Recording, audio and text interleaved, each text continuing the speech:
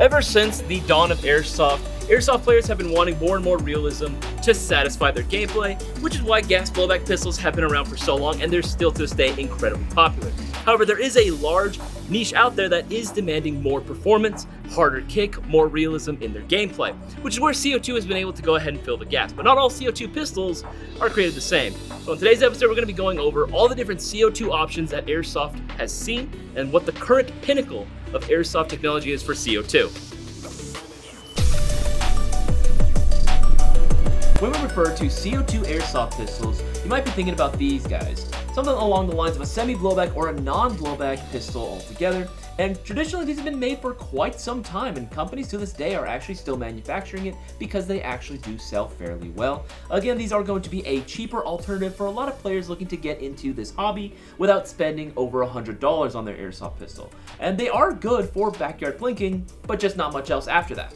Upon first glance, it might be hard to tell the difference between one of the CO2 non-blowback pistols and a blowback option, especially with something like this. It's an officially licensed Glock 19 by Elite Force, and this is going to be one-to-one. It's a fantastic replica. However, unlike a lot of the higher quality blowback options, this one offers no actuating slide whatsoever. It's using the traditional magazine stick design, which is pretty common for a lot of these non-blowback or semi-blowback options out there.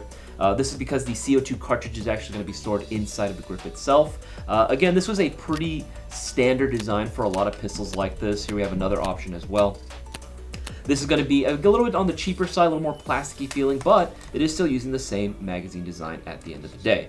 And this is why a lot of people have maybe sort of a, I don't know, I want to say misconception, but this is a sort of the idea of a CO2 gun that many people do have. However, this is not the only option that is available. In fact, I want to go and take a look at what the airsoft market has for us next.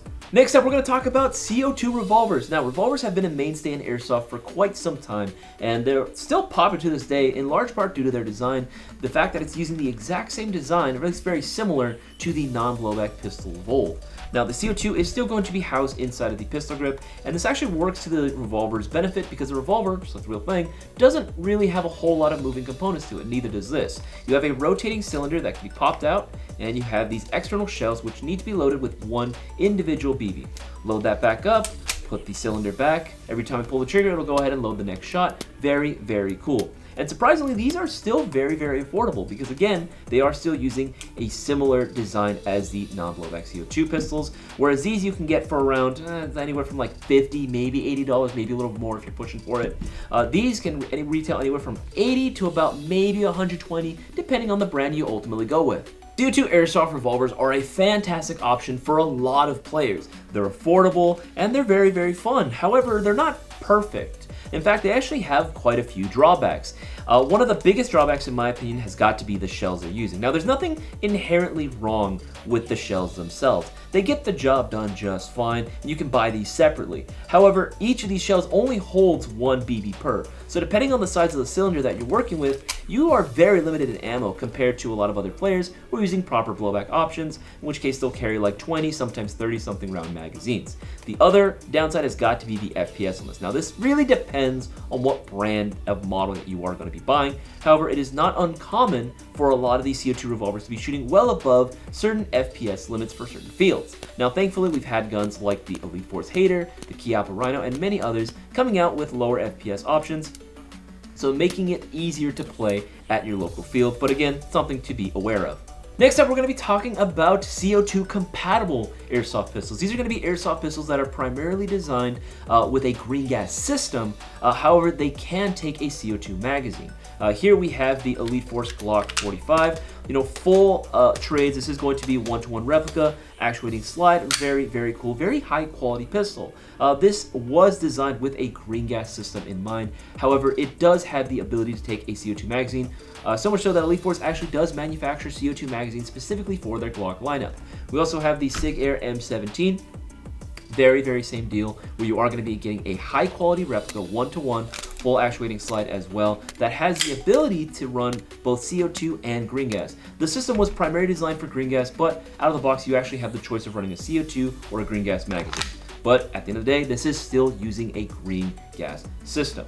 Now, this is becoming a very, very popular option for a lot of manufacturers. Again, a lot of players want to be able to go ahead and do both. Again, if you have green gas already, this definitely can save you a lot of money. But if you wanted to start experimenting a little bit, start dipping your toes in the CO2 water, if you will, these are fantastic options.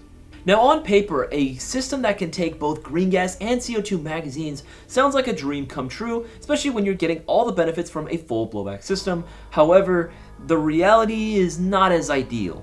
In fact, I would say that the system itself, because it is still a green gas system at the end of the day, you might run into some problems with using a CO2 magazine.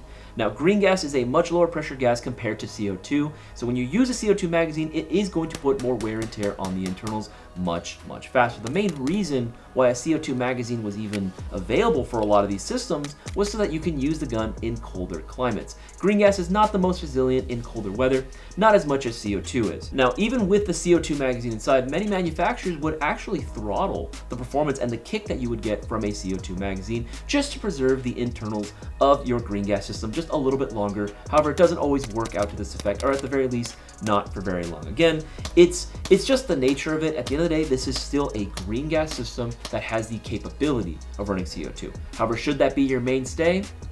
Probably not. Now, I know a lot of you guys like to take green gas pistols like this and immediately start using CO2 magazines year-round.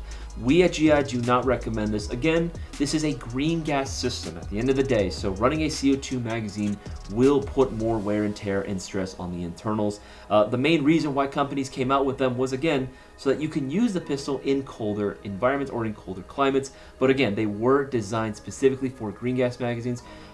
That's what I would recommend. Just use a green gas magazine throughout the year, and then once the temperature starts to drop, gets a little too cold, then you can bust out the CO2 magazines. However, again, once it gets back to warmer temperatures, bring out the green gas magazines and run that and have that be your primary go-to.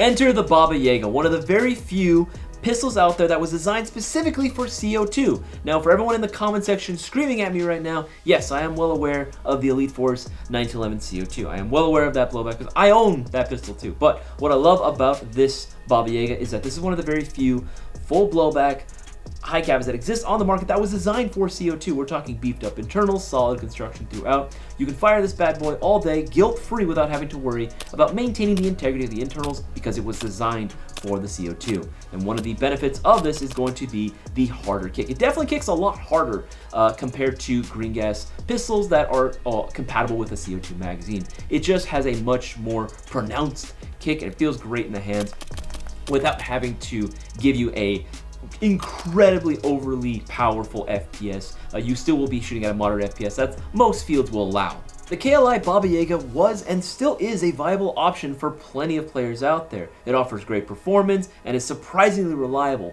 However, it doesn't have its potential quite realized, not yet anyway, until we get into the Baba Yaga 2. Now, let's address the elephant in the room. It's 2024. It needs to be able to take an optic, right? And I'm glad to say that the Baba Yaga 2 does have the optics mounts right out of the box. Now, why is this so important, or what does this pertain to the Baba Yaga itself? Well, it's a benefit because the slide cycles so fast, it's such a hard kick that you can afford to put added weight on here from an optic such as this, right? And that was actually a very common problem with a lot of green gas systems. You would be able to put an optic on there, but because of the green gas lower pressure, it's not enough to be able to properly cycle efficiently, and it ended up leading to problems later on down the line. But with the Baba Yaga 2, because it kicks so hard, you're not gonna have to worry about that one bit.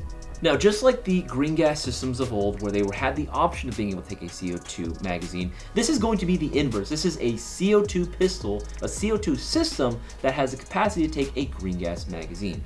Now, what is the purpose of using a green gas magazine on this? The lifespan. Now, whether you know it or not, or whether you want to admit it or not, all airsoft guns have a lifespan. Some admittedly longer than others. Now, with a green gas magazine, because it's a lower pressure gas, running this in a Baba Yaga 2 will actually prolong the lifespan just a little bit more. Or if for whatever reason, maybe the field that you're playing at is very, very particular about their FPS limits, then running a green gas magazine should bring it down a bit.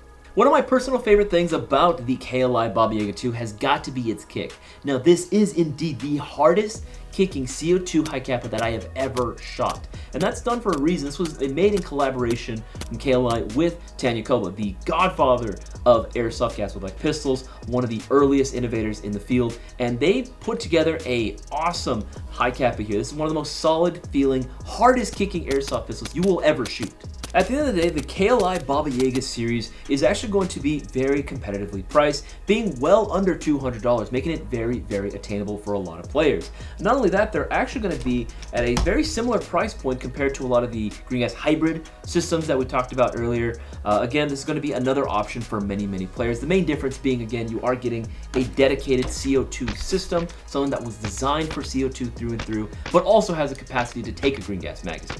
Thank you guys for watching this video. In my personal opinion, I really love the KLI Baba Yaga 2, and I think it's a pretty revolutionary design, so much so that I actually want other airsoft manufacturers to start making their own dedicated CO2 systems like the KLI.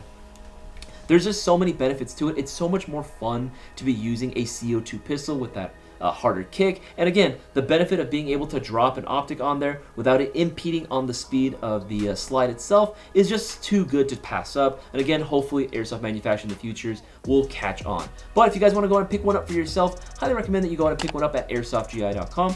Make sure that you hit that bell icon, you guys subscribe, notified every time that we drop new content. My name is Isaiah, and I will see you guys all in the next one.